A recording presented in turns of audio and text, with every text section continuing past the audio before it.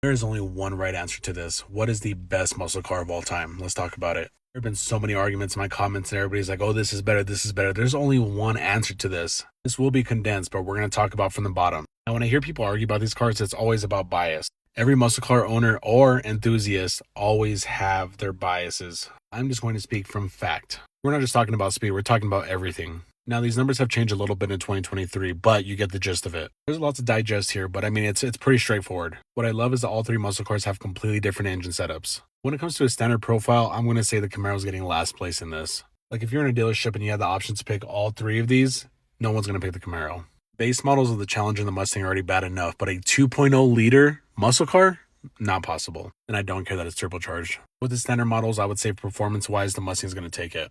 The Mustang has the best performance of the three, and it's the cheapest, so it's a win-win. When we're talking about these brands as a whole, with these model cars, the conversation changes very quickly. What I will say right away is Camaro is known for coming in last place with so many things. Besides the Corvette, it's not really that car. Like, it's like, oh, that's a really cool Camaro, but it's not this or it's not that. It doesn't have the hallmark feel where you're just like, this is the car.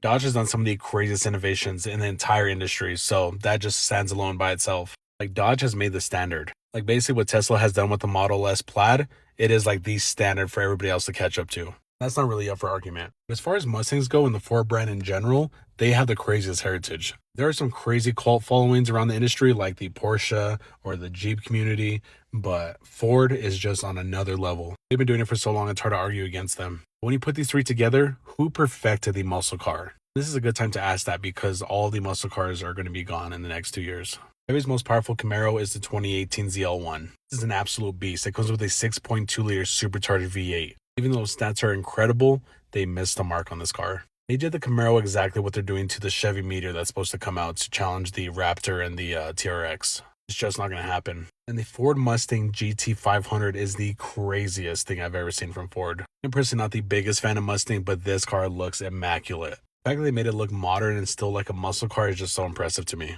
This design choice could have went wrong very easily, but they did well. This comes equipped with a crazy 5.2 liter V8 that produces over 720 horsepower. And yes, this thing is going 0 to 60 in 3.3 seconds. And then we have the Hellcat.